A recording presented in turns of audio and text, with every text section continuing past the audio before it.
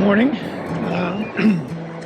I'm done surfing for the morning because really there's no waves, and I think it might be a nice morning to go for a walk.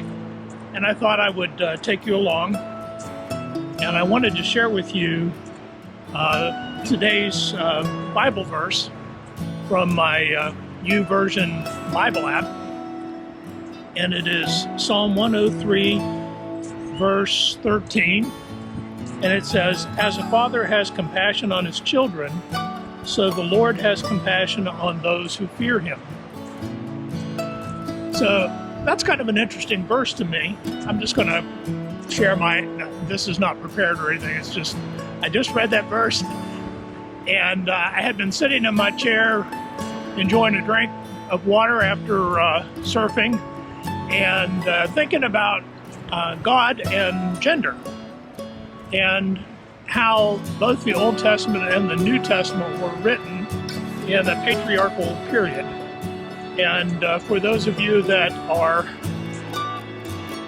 unfamiliar with that phenomenon, basically what it was the children reported to the parents, and the mother reported to the husband, and the husband reported to his parents, and his mother reported to her husband, who reported to his parents, and his mother reported to her husband, and however many generations there were.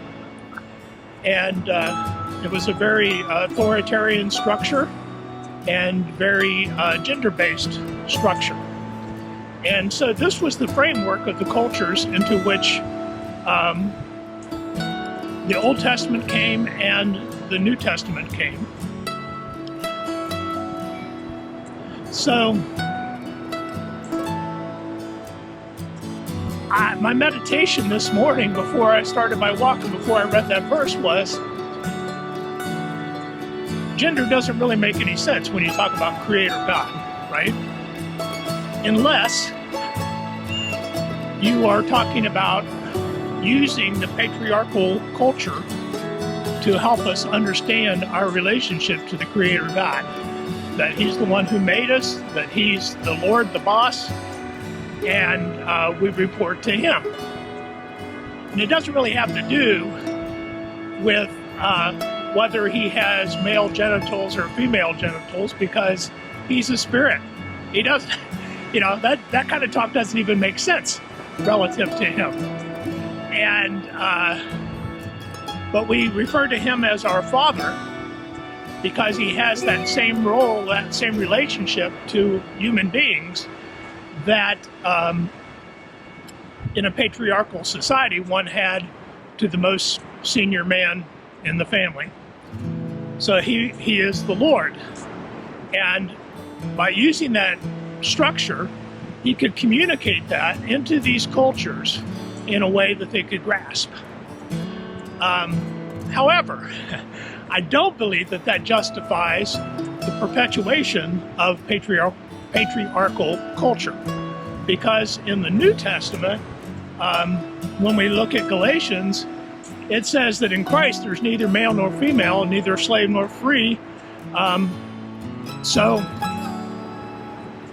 at that point, I don't think that we are, when you get to the root principles of what Jesus is teaching, I don't think you can make a distinction between male and female or any other gender identification.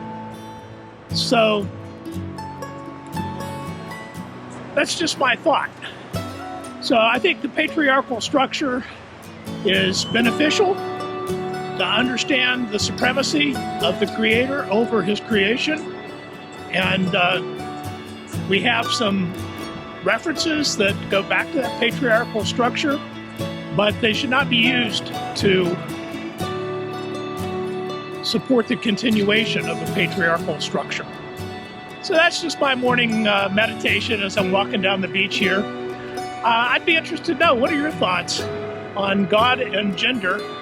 What are your thoughts on how humans should honor, respect, worship the Creator?